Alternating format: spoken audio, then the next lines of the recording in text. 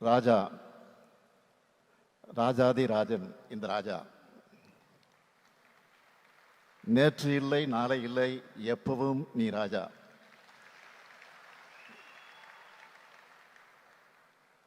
இசை என்னும் தேனை உலகத்துக்கே தரும்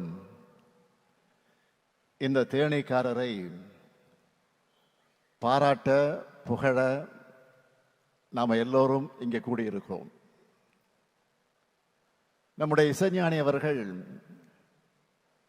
கலை தாய்க்கு மட்டும் சொந்தமானவர் அல்ல, தமிழ் தாய்க்கும் சொந்தமானவர்.